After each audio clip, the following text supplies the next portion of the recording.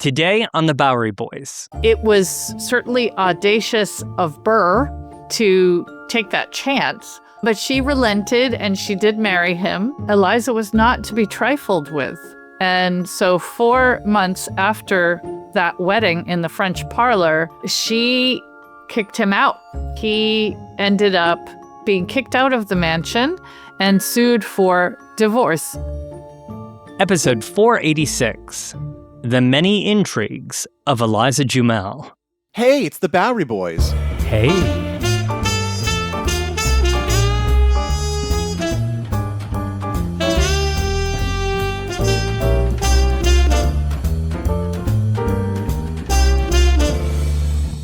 Hello and welcome to the Bowery Boys. I'm Tom Myers. Greg is away this week, so today I am joined by two special guests, Catherine Hughes and Danielle Gaeta from the historic Morris-Jumel Mansion, which is located in Washington Heights in northern Manhattan at 160th and Edgecombe Avenue, and it dates back to 1765, making it Manhattan's oldest surviving residence.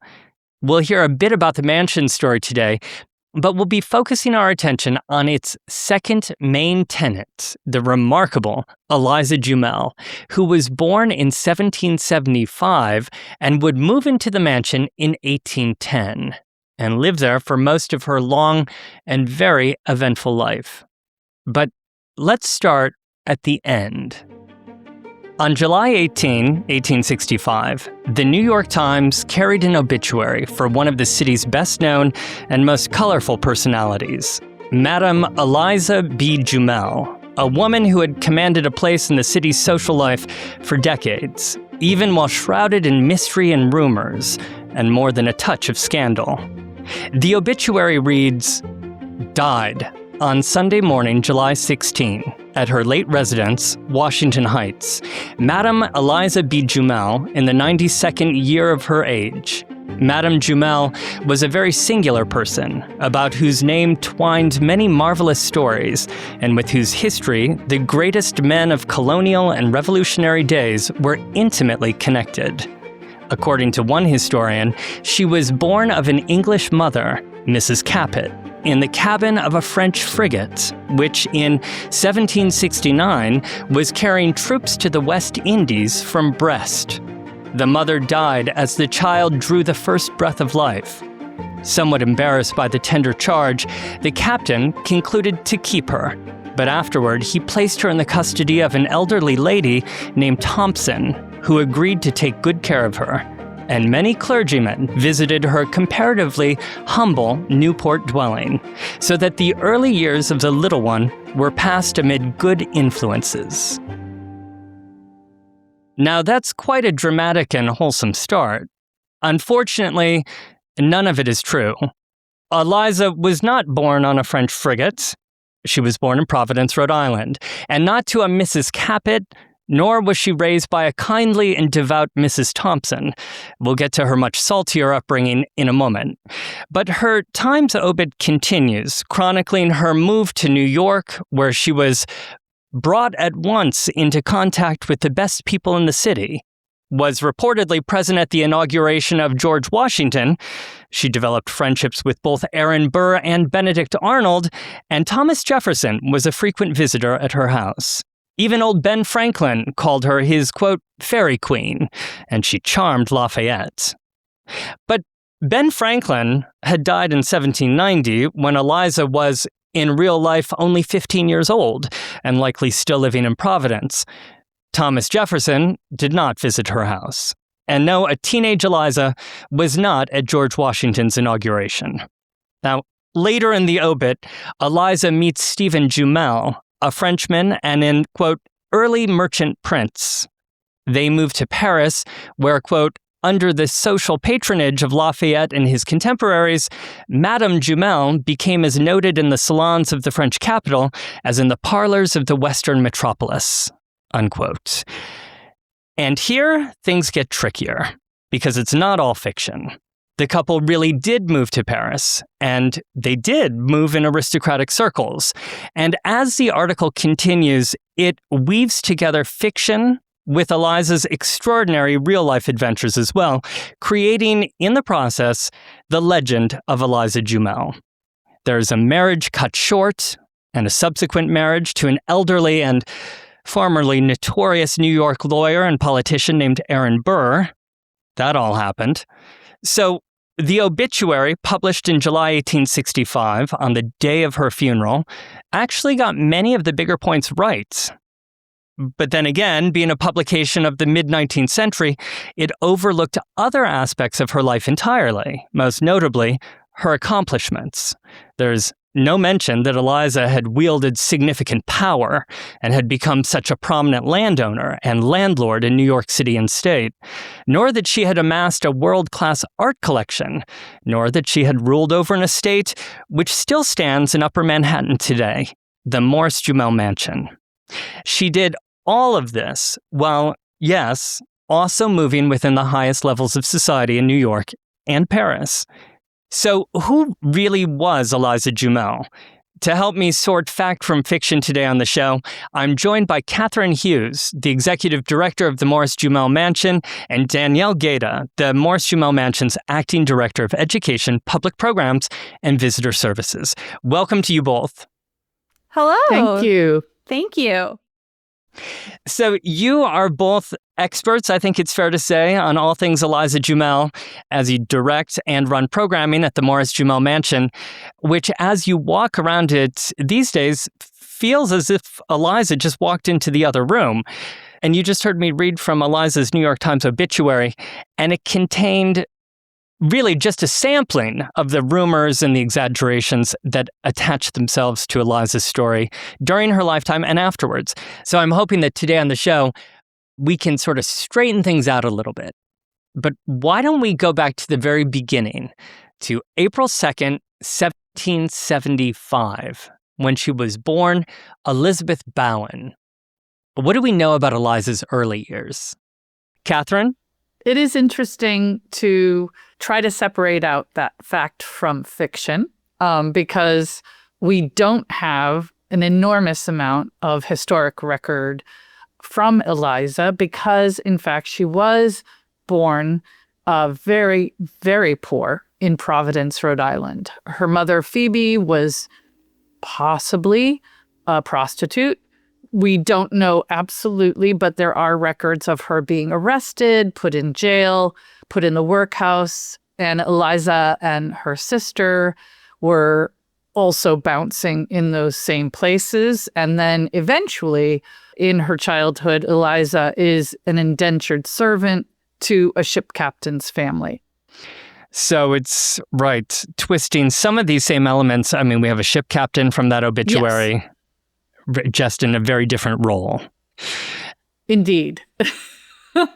And I had read that her mother was jailed, as you just mentioned, and warned out of Providence. I'm wondering if you can sort of explain what that means and what that sort of tells us about the bigger situation and environment that Eliza was born into. Danielle?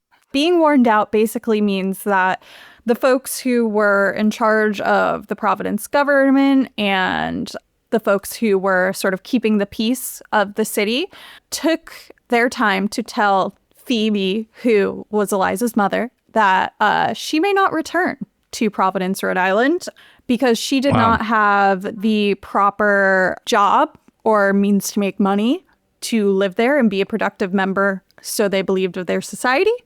And they continually told her to leave and not come back.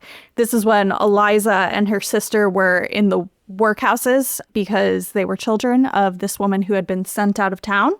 But the thing about it is that she was taken from the workhouse and placed by court order into an indenture with a family named the Allens. And this is where Eliza would have done work in order to have a place to live, because her mother, who, like we mentioned, was warned out of town, was also going before the courts under the accusation that she had been complicit in running a disorderly house. And a disorderly house would have been a brothel or places where other sorts of debauchery were happening. And at what age was she sort of taken away from her mother and placed in this other family? She was around 7 years old. And so from just being a child here at 7 years old for several years, she was living with this other family. When did she sort of go about reinventing herself, and how did she end up making the big move to New York? Well, here is where there's quite a bit of mystery, because we don't have the particular records of how she made this transformation. And there is an indication that she also had an illegitimate child during this time in her late teens. She suddenly pops up in New York after this when she is a young woman.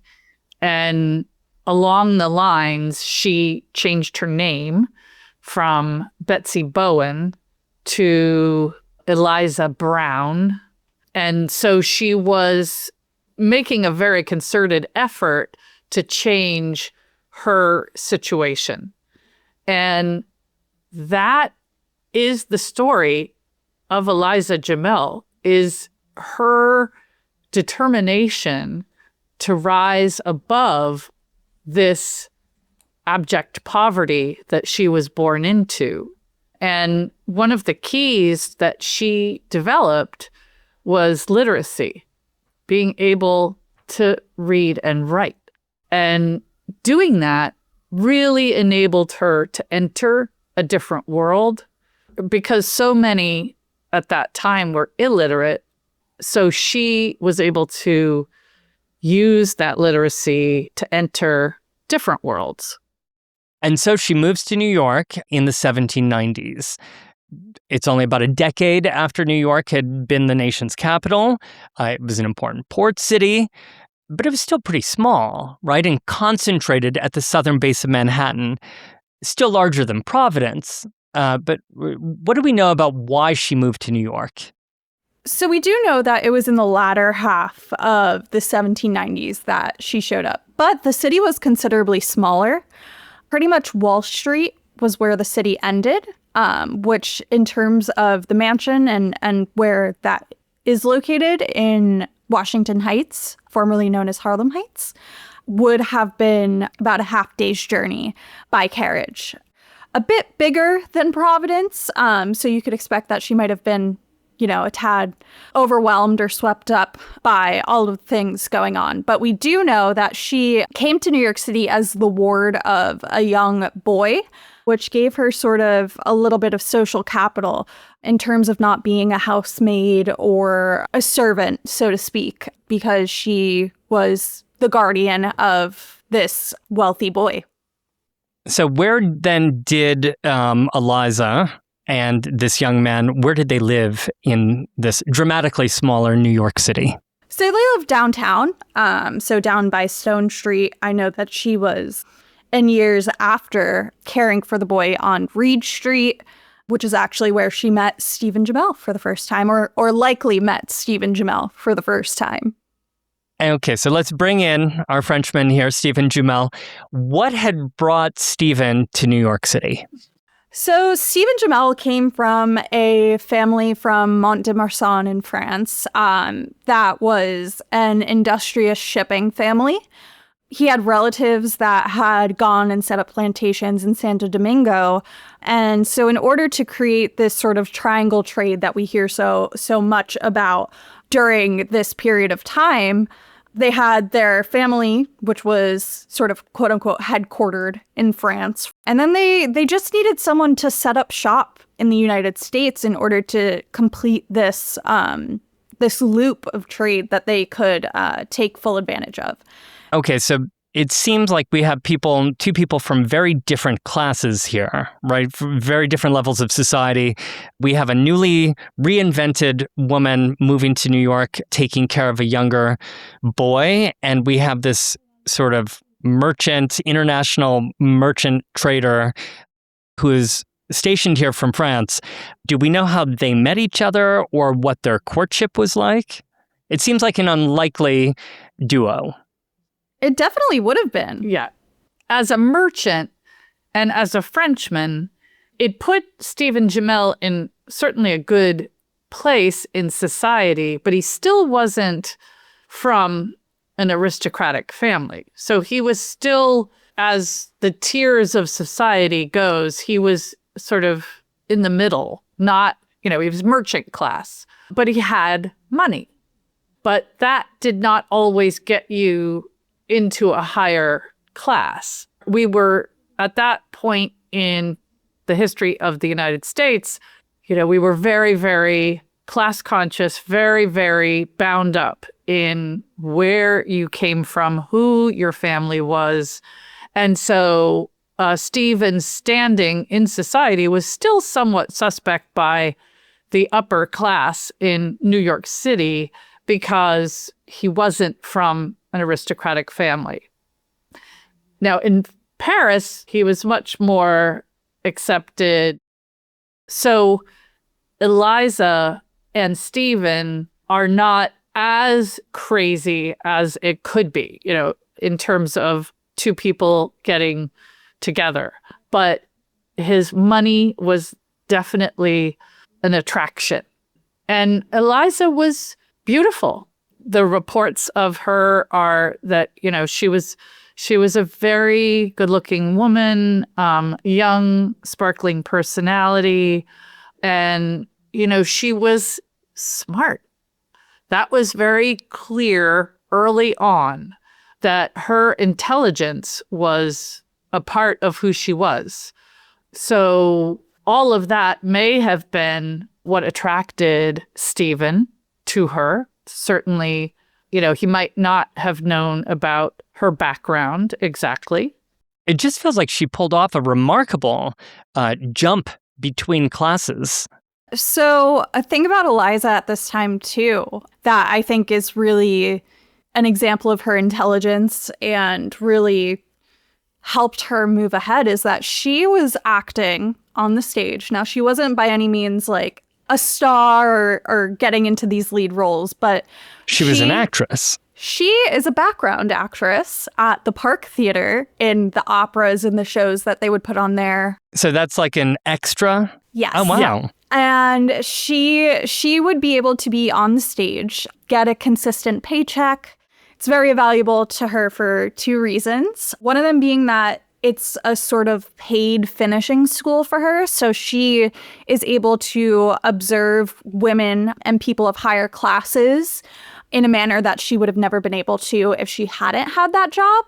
Again, it's a strategic mobility shift. She doesn't go back after her contract ends with taking care of this child to being a servant or a maid or anything like that. She strategically chooses this job because it does carry a significant difference in status. Now, it wasn't by any means high status. She was still a working woman. It was still sort of a touch and go sort of relationship with the public in terms of what they thought of people who went on the stage. But she really utilized it to her advantage, and she utilized it to gain some notoriety, which is why we know that people, were seeing her and thought of her as a beautiful young woman. So then a working actress enters into a relationship, or courtship rather, with Stephen Jumel, and they are eventually married in 1804. One of the sort of popular stories that swirls around Eliza is that she feigned a dying illness so that Stephen would marry her. Is that true? Any sense that that is true, or is that embellished or completely invented? Or what does that tell us about her, if anything? She laughs. It is consistent with something that Eliza might have done to get what she needed to get, which was Stephen's hand in marriage. She had been his mistress, and so they had been together for some time. And if he wasn't moving fast enough, I can imagine that Eliza might have moved him a little bit faster by these means. We do not have a historic record of this moment. So we cannot say with surety anything but the fact that they did marry in 1804. But it stands to reason that this might have happened. It wouldn't be totally out of character. No. Danielle, do you agree? I mean, she really had a flair for the dramatics.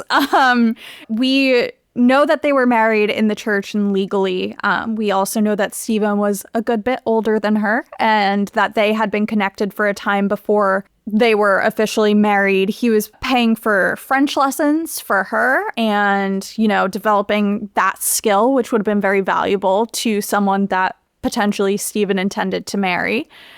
But we know that also this sort of trope of the deathbed marriage is a spin on a popular story of the time. It also is consistent with later stories that developed around Eliza. So she did engender negative stories in some.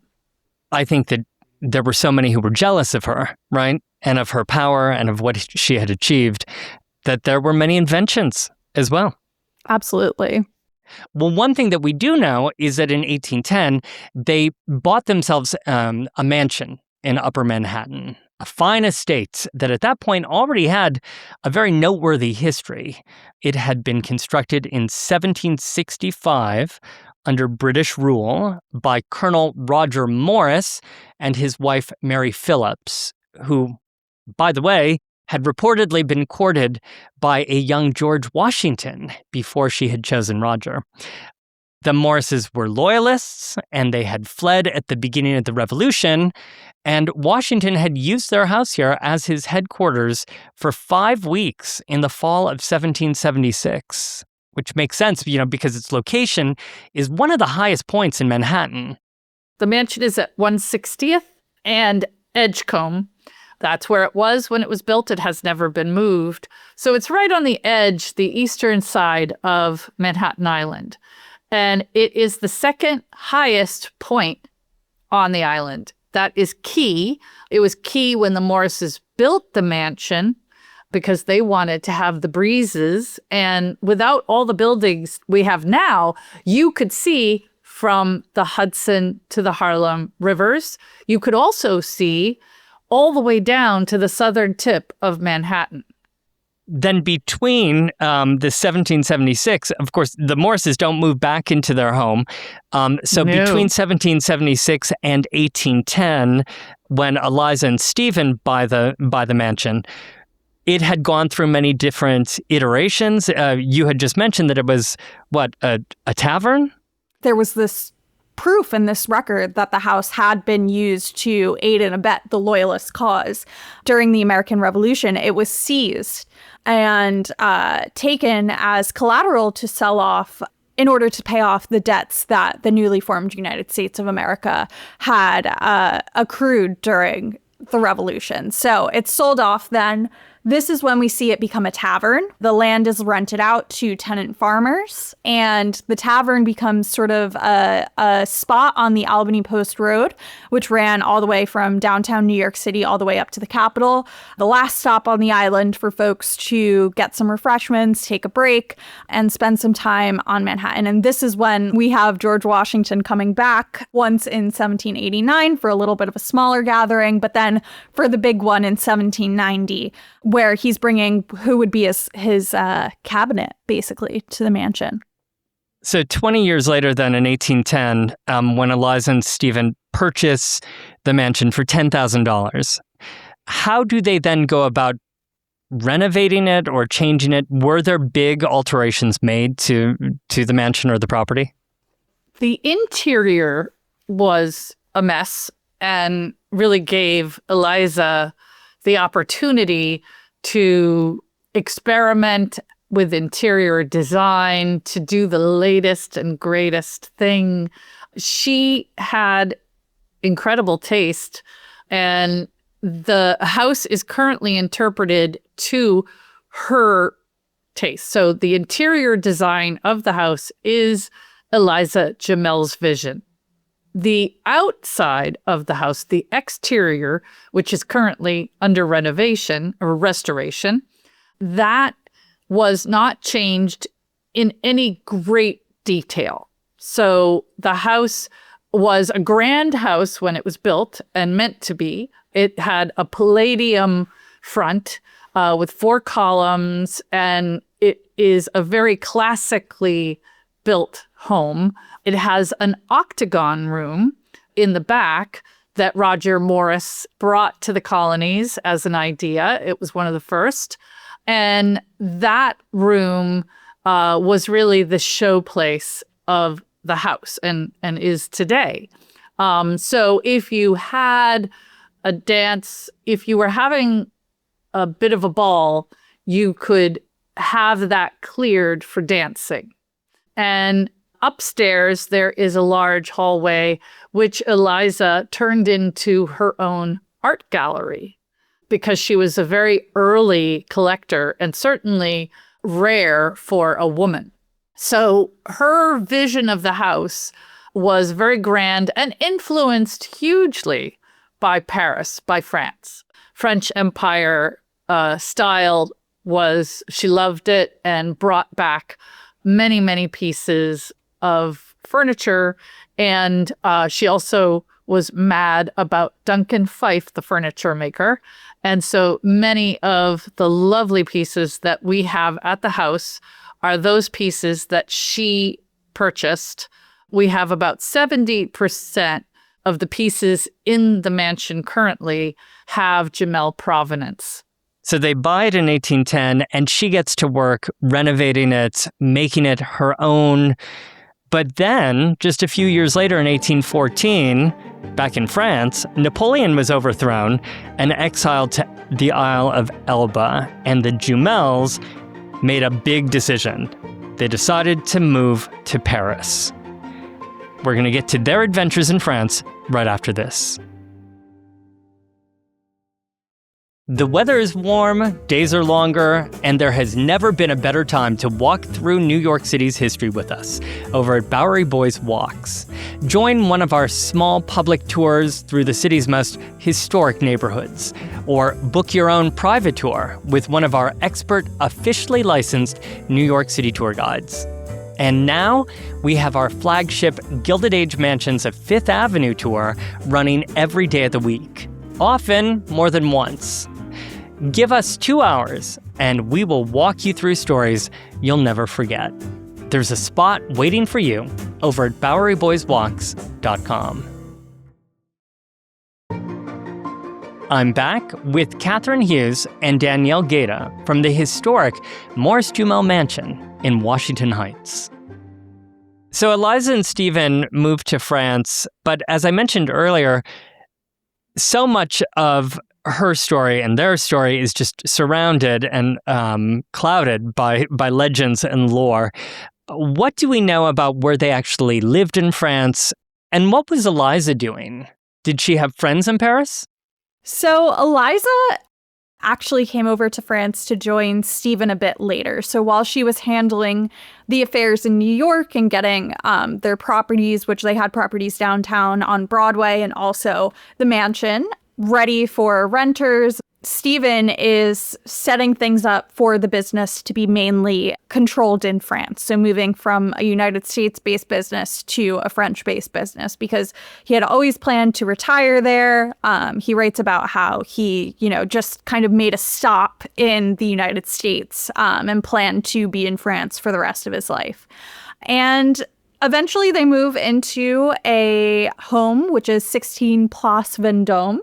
Very swanky. Yeah. So I think Eliza would be very fond of that the high fashion retailers are in her old home. And what was she doing? Was she attending to friends, the expat community? So she had developed friendships with some French expat sort of aristocrats when she was in New York, just through connection with Stephen. And they had been in France as well when they moved back after Napoleon fell out of power. And so she knows these people, and they kind of are her foray into the higher aristocratic circles. I have no doubt that Eliza made some strategic moves when it came to talking to the right people and getting the introductions to the right people. And she was a woman of society there. In letters to her, it talks about going shopping and attending balls and dinners and all sorts of things that women of high society in Paris would have been doing. And getting those introductions to the French aristocracy, I think, was a key in her sort of developing this persona as someone who comes to be known as Madame Jumel and developing that side of her story. Yeah, there's also an oft retold story that Stephen Jumel offered Napoleon his ship, Jumel's ship, to escape to America, and that Napoleon had declined. But thanks to that offer, Napoleon gave the Jumels his carriage and his army chest. Do we know if there's any actual evidence for that, or is that just a story that the Jumels themselves would spread later? I think most of the rumors were really Eliza-based.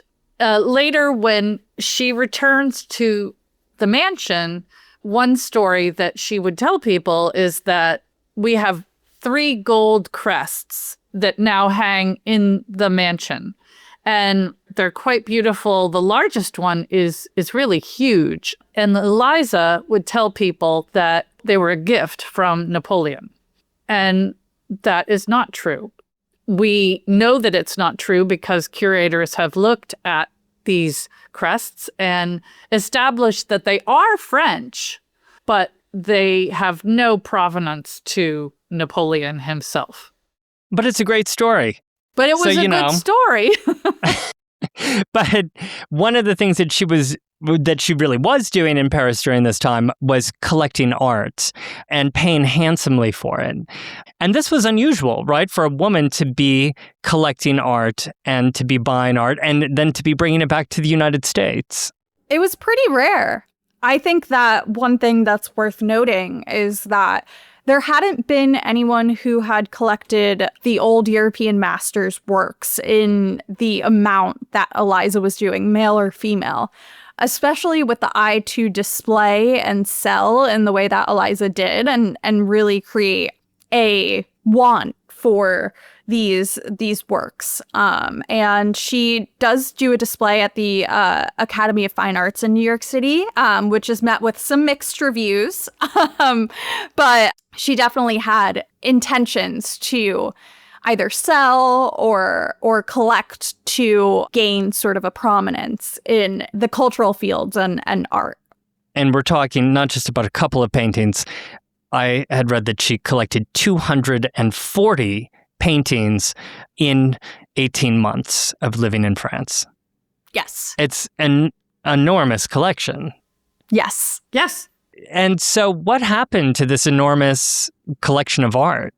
There were various auctions that happened with Eliza and Stephen's estate. It was relatively common at the time for wealthy people to bring, the things that they had collected to the auction block.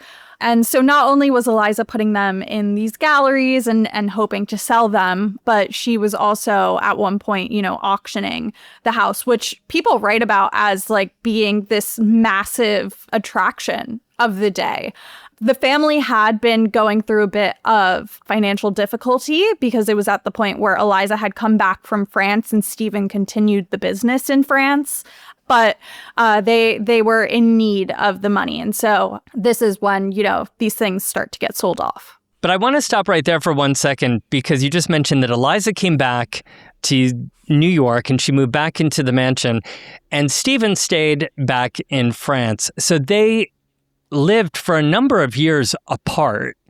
What was Eliza doing in New York while she was alone and away from Stephen? Among other things, she was doing business deals. She was decorating this gorgeous home. Yeah. So she's gone about making the mansion a showplace, but she comes back with, like Catherine was saying, this ability to do business, which is very rare for a woman in the 1800s. And that is because Stephen, while he stayed in France, gave Eliza his power of attorney to go about his business proceedings in the United States of America. And so she does that, like I was saying, great financial need on their end. So she starts, really with being a shrewd landlord and collecting all of the back rents that had kind of fallen to the wayside. She's meeting with Stephen's business partners, some of which he shouldn't have trusted or had betrayed their trust unbeknownst to them while they were abroad, and making good on a lot of these things that had fallen to the wayside. So she's showing herself to be a very shrewd businesswoman and landlord, property manager. At a time that's difficult financially for them, she's also spending a lot of money Yes. on the mansion. She is. So she didn't seem to be too hindered by that. But I was also reading that she transferred a lot of the property over to her sort of indirectly through her niece, Mary. Yes. How did that work? I mean, I think it's important to start with potentially what Eliza was feeling at that time. What's really funny is that Washington Irving, another, famous New Yorker, writes in his diary that Eliza had gone to see a mutual friend of theirs, Bremer. They happened to visit at the same time, and was talking about how Stephen, was seeming deranged. This is in Paris before she goes back, and he's sinking their finances and not making good choices and giving away their money. So I think that there was this feeling that Eliza, who had come from nothing, was going to lose this nest egg of property and lucrative property in the United States. And so I think in order to secure that financial stability for her in the future, she starts to work in the gray area of the law to make sure that property could not be touched by anyone. And then so she puts it in trust to Mary, and then Mary puts that in a living trust for Eliza Jumel. So while Eliza Jumel lives, that is hers to do with what she will, collect money on, and belong to her for the rest of her life. And then in the end, they'll revert back to Mary. Mary, for whom she is also the guardian. Yes. She's like a mother figure. Yes. I think that's a really important bit to Eliza's story, is that while never a mother herself, Eliza did bring up 3 different children. She brought up her niece, Mary. Her sister gave her Mary as a charge for reasons we don't know, but very possibly because Mary could live a better life with the money that Eliza had at that time. And so Mary grew up under her tutelage and then eventually married well. And she had 2 children. And then those children became wards of Eliza when Mary died young. So she was never a mother herself, but did a lot of mothering. And she had very close relationships with all of them. Stephen, meanwhile, moved back to New York from Paris in 1828 and back into the mansion, living with Eliza. But in May of 1832, Stephen was thrown from a wagon and died at the mansion 10 days later. What do we know about the death of Stephen Jumel? I think we know just that. The common sort of story leading up to his death is that there was a untrained or not very good driver of the wagon. Stephen had, set to work on the farm that surrounded the mansion as sort of his quote unquote retirement job. I think that we'd refer to it now. And he was working on the farm and was thrown from this hay wagon and 10 days later passes away. That was in May of 1832.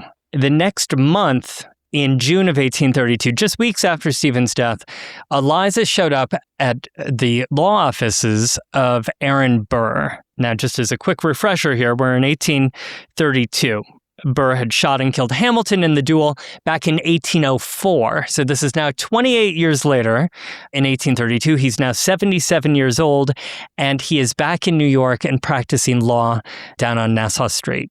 So do we know why Eliza showed up at Burr's law office? Do we know how the two of them sort of came together as they did?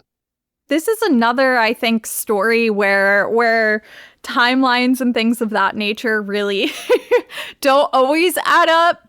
Potentially, it could have been through an introduction from her son-in-law, so Mary, her adopted niece's husband. Her husband, who was a lawyer initially in upstate New York and now, had moved to the city accompanying Mary and Eliza there, where there would have been great prospects for him. But then the other cases that maybe she was meeting with a lawyer who also worked at the same firm that Burr was working at and was meeting to discuss affairs following Stephen's death and handling of that estate. But then it could have also been that she sought out Burr's help herself. So we have three kind of, circulating stories. And then with that, the story of how Nelson, her son-in-law, gets introduced to Burr kind of changes and shifts depending on your source. But we do know that she was 58. Mm-hmm. He was 77. Yes. There was a courtship. And then they married at the mansion on July 1st, 1833. So about, 14 months after Stephen had died. They married at the mansion? Yes, they do. The story goes that after being rejected a number of times, Burr had proposed to Eliza prior to this moment, and she had refused him. So he shows up at the front door of the mansion with a parson who has the ability to marry them right now. On the spot. On the spot. And that is exactly what happens. They marry in the French parlor, and it was certainly audacious of Burr to take that chance. But she relented, and she did marry him, and then set about spending her money, which was really... He did. Yeah, he did. Catherine, how did things go for the couple? Not well. They did not go well. So very quickly, he had been in a very precarious financial position when they married, and he was paying off debts, and he was spending her money faster than she wanted, and Eliza was not to be trifled with. And so 4 months after that wedding in the French parlor, she kicked him out. He ended up being kicked out of the mansion and sued for divorce. 4 months. 4 months. Yeah. So not a very long time. Does the mansion hold any sort of traces of Burr? Is there any vestige of Aaron Burr in the home? Only in the sense that when Lin-Manuel Miranda wanted to write about Burr to create the musical Hamilton, he asked if he could commune with Burr's spirit in his bedroom.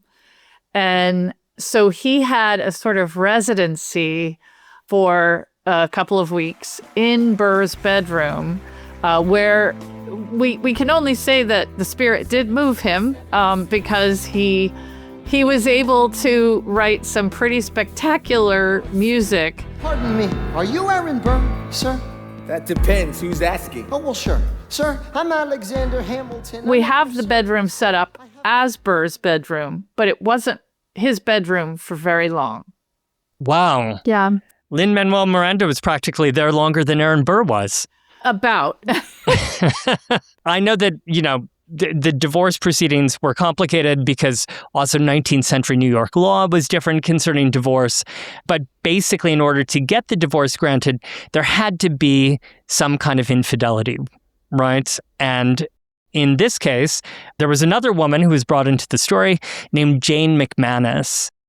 So Jane, I think, is one of the more interesting characters that kind of comes up in this whole debacle, one might call it, of the Burr-Jumel divorce. There's evidence that Burr and McManus had a relationship prior to the marriage with Eliza. And so there's, this past relationship that's obviously lurking in the background where they had, for, one account or another, stayed overnight together, being unwed. She had visited him multiple days throughout the week, and sort of all these rumors circulating.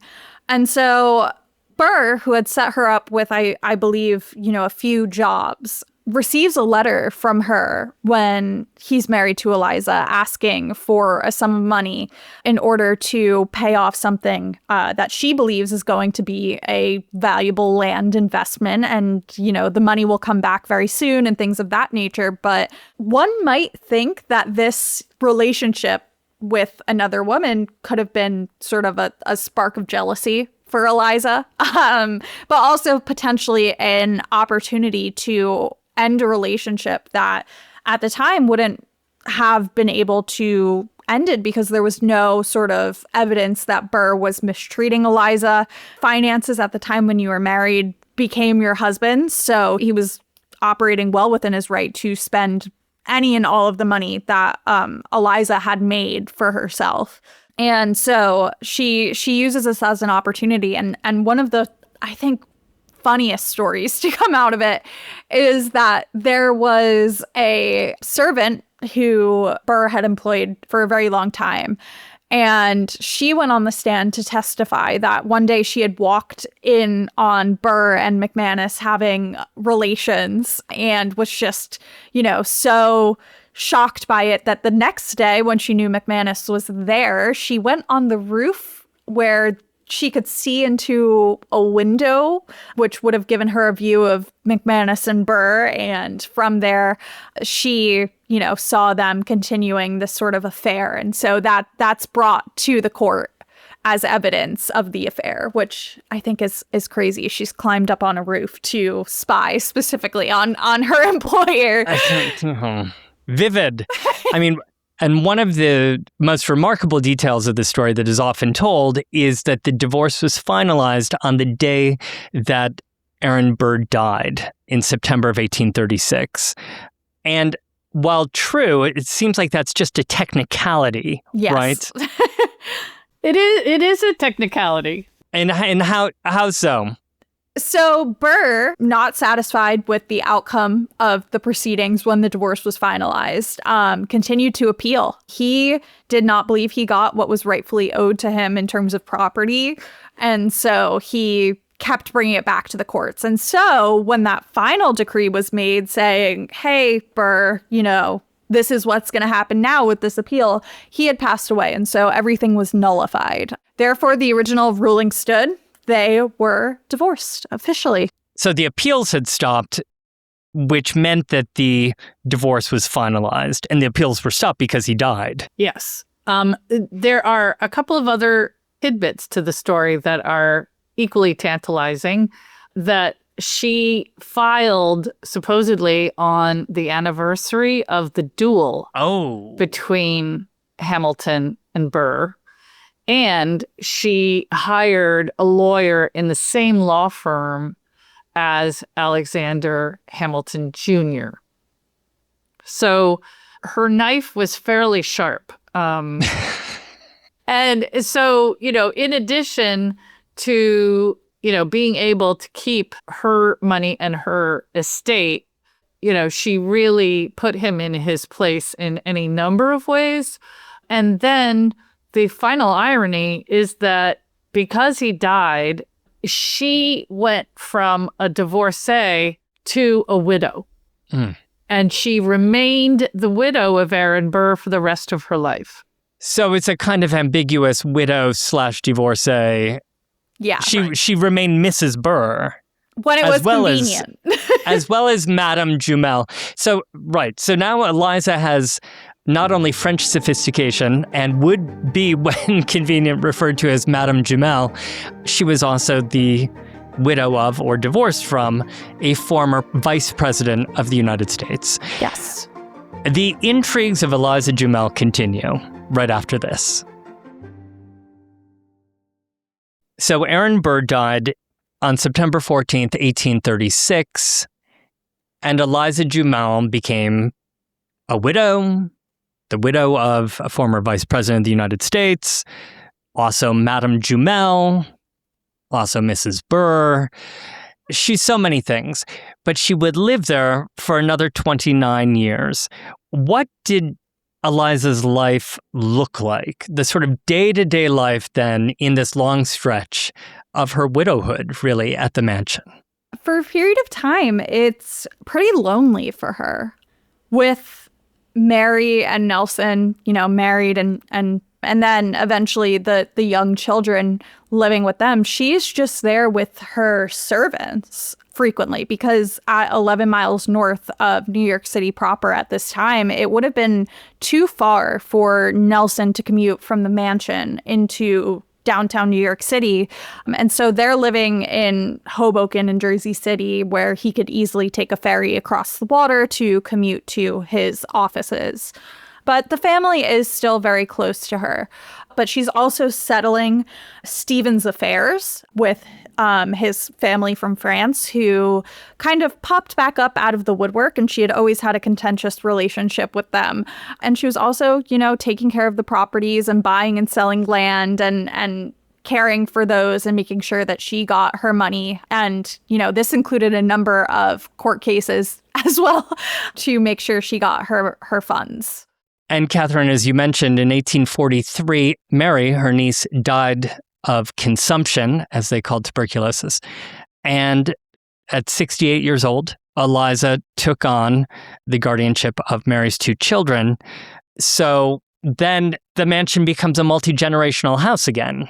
Mm-hmm. So there was a lot of life once again back in the house. There was for a time. And at one point, if I can jump ahead a little bit, to add this aspect of the life of the mansion and Eliza's life, it is also occupied by Anne Northup, who was the wife of Solomon Northup, who wrote 12 Years a Slave. So Anne was a chef. She was really well known as a chef in Saratoga Springs, where Eliza summered.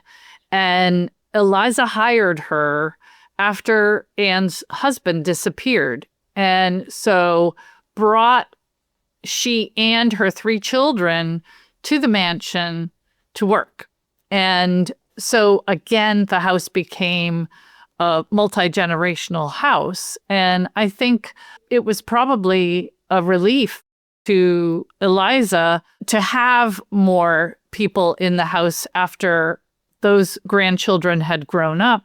And so she now has these three children, and she apparently acted very maternally toward them. Now, this we know from the eventual court case that went to trial after she died, because her heirs were fighting over her fortune. And there are statements by the children, the Northup children, about what it was like to live with Eliza. Wow. And in her final decade here, from 1855 until 1865, it seems from my reading that Eliza became a bit more neurotic, maybe paranoid. I'm not sure. I read accounts of firing a gun outside the house every night in order to sort of scare potential robbers away. She accused her own family of poisoning her tea, this sort of thing. Was she developing dementia, do we know? Was there something else going on? I think that the common consensus that we've, come to now understanding Eliza a little bit more is that she probably was suffering from some form of dementia or Alzheimer's. So, things for her started to get very difficult, and she had always been assigned this sort of Miss Havisham, personality, just being the woman in the old house on the hill with a ton of different things. But this, sort of develops into even more based on, what her heirs were reporting in court, but also the accounts that come from first person encounters with Eliza at the house, like her setting a table for the Bonapartes and them never showing up, and her, keeping that table for years after, the date they were supposed to show, and things of that nature, and always having rouge and pink ribbons in her hair when she was just laying on her deathbed. And so tons of different, stories that kind of corroborate this mental decline. And Eliza Jumel died on July 16th, 1865 at the age of 90. What can you tell us about her funeral? Was it held at the mansion? There was a viewing at the mansion, and then they went to the Church of the Intercession, which is Eliza's parish, where they had the funeral ceremony, and then she was buried just a short distance away in Trinity's Uptown Cemetery, where she had purchased a vault, which is a beautiful vault. It has a gorgeous view of the Hudson River, like front row. And I think that's very much in her taste. But, you know, even a majority of her funeral proceedings were very much in her taste, with, you know, high-ranking officials of New York City government being her pallbearers, and a casket made of rosewood, which she was partial to in her life, and decorative tastes as well. So a very Eliza funeral. Now, both of you have made some references to subsequent court cases. They get very complicated. We don't have time to really get into all of, you know, the twists and turns of those stories right now. But she had, let's say that she had left most of her large fortune to charity and very little of it to her family. Yes. The family then contested it, and she was declared to have been then unsound mind. There's a separate story where the French family found out later and came back with guns blazing, contesting all of it as well. So this story continued to be in the press for decades, right? 17 years. 17 years of stories about her and her mental decline, let's be honest here, and her other idiosyncratic behaviors that really probably did quite a bit of damage to her reputation. I mean, I read at the very beginning her obituary from 1865, from 2 days after she died, and there is not a real tinge of scandal present there. If you look at articles written about her 15 years later, there are all kinds of, you know, rumors that have now become attached to her solely in her reputation. So I'm wondering if you can speak to how Eliza's reputation took such a hit in those subsequent years. Her reputation, even when she was alive, was not the best because there were stories of her beginnings out there. And because people didn't know her family, it was based on rumor, part of what Eliza fed, as you read in her obituary, about her beginnings. And so she was always striving to get into the door of New York's elite. And she didn't really get in the door. I mean, she was the richest woman in New York at the time. She had this incredible home, but she did not have, you know, she was not received at the grand homes easily. It was a very difficult relationship that she had with a lot of the elite in New York. So her reputation was, even while she was alive, precarious. And I think part of all of this is really about gender and how we see a woman who has that much power. She might have engendered some of these stories herself, but it was also that a woman who did business, who, you know, showed her intelligence very clearly, was suspect in some way. And unfortunately, I think that grew after she died and continued through the early interpretation of the house, which never, ever mentioned her until the 1970s. Really? It's really been very recent in the interpretation of the house's history that we have focused on Eliza. You just stunned me with that revelation there. I just assumed that because her personality was so big and her story so big and marvelous, her presence was felt in the house and celebrated in the house when it became a museum, which was not really that much that long after it left their family, because Catherine, as you had been telling us, her niece, Mary, had married a man named Nelson Chase. and Nelson Chase, then it stayed in the house stayed in the Chase family until 1887. At what point did it become a museum? It became a museum after being sold to the city of New York in 1903. So in 1904, the Daughters of the American Revolution were given the charge to interpret the house as Washington's headquarters. That was really its focus.